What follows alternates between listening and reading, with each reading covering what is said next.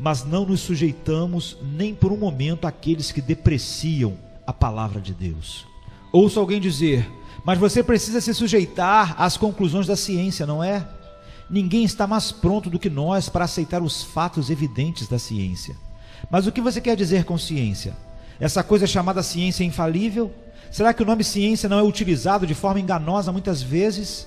A história da ignorância humana, que se denomina a si mesmo filosofia, é absolutamente idêntica à história dos tolos, exceto quando se desvia para a loucura. Se outro Erasmo surgisse e escrevesse a história da tolice, ele deveria dedicar vários capítulos à filosofia e à ciência. E esses capítulos seriam mais reveladores do que quaisquer outros. Eu mesmo não ouso dizer que, no geral, os filósofos e cientistas são tolos, mas na verdade eu permitiria que eles mesmos falassem um dos outros, e no fim eu diria: senhores, vocês são menos elogiosos em relação uns aos outros do que eu teria sido. Eu deixarei os sábios de cada geração falarem da geração que os antecedeu, o que os sábios de hoje falam dos sábios de ontem. Não precisamos esperar nenhuma geração, na verdade. Hoje, cada metade de uma geração poderia falar da meia geração anterior, pois pouca teoria deles de hoje sobreviverá por 20 anos ou chegarão ao próximo século. Agora viajamos em tão rápida velocidade que passamos por conjuntos de hipóteses científicas tão depressa como passamos por postes de telégrafo quando viajamos em um trem expresso. Um nega aquilo que o outro disse. Uma teoria refuta a anterior, sempre e sempre. O que era certo já não é tão certo e logo já está errado. Tudo de que estamos certos hoje é o seguinte: aquilo de que os doutos tinham certeza há poucos anos está agora jogado no limbo do esquecimento de erros descartados. Eu creio na ciência, mas não naquilo que é chamado ciência, entre aspas. Nenhum fato provado na natureza é oposto à revelação. Não podemos reconciliar com a Bíblia as bonitas especulações dos pretensiosos, e não o faríamos se pudéssemos. Sinto-me como um homem que disse: posso entender em algum grau como esses grandes homens descobriram o peso das estrelas, a distância que tem uma da outra e até como pelo espectroscópio descobriram de que materiais são compostas, mas não posso adivinhar como descobriram seus nomes. Apenas isso.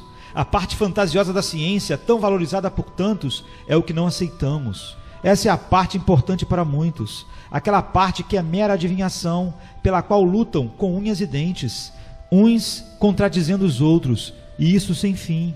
Nesse ponto, não temos ciência de verdade, mas mitologia. A mitologia da ciência é tão falsa como a dos pagãos, mas é assim que se faz um Deus. Repito, os fatos da ciência nunca estão em conflito com as verdades das Sagradas Escrituras, mas as deduções extraídas desses fatos e as invenções classificadas como fatos são opostas à Escritura, mas eles mesmos logo se desmentem. E isso porque necessariamente o que é mentira não concorda com a verdade. Dois tipos de indivíduos têm forjado grande dano. Contudo, nenhum desses deve ser considerado como juiz no assunto. Ambos são desqualificados. É essencial que um juiz conheça os dois lados da questão, e nenhum destes tem esse conhecimento.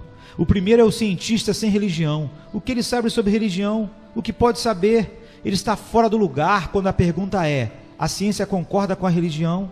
Obviamente, aquele que pode responder essa pergunta precisa conhecer os dois lados da questão. O segundo é um homem melhor, mas capaz de causar mais dano ainda. Refiro-me ao cristão não cientista que se preocupará em conciliar a Bíblia com a ciência. É melhor que ele deixe isso de lado e não comece seu conserto. O erro foi cometido por homens que, ao tentar resolver uma dificuldade, distorceram a Bíblia ou a ciência. Essa solução logo foi considerada errônea e depois ouvimos os clamores de que a Bíblia foi derrotada. Nada disso, de forma alguma.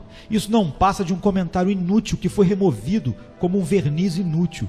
Eis aí um bom irmão escreve um tremendo livro para provar que os 6 dias da criação representam 6 grandes períodos geológicos e mostra como as camadas geológicas e os organismos delas seguem a ordem da história da criação de Gênesis.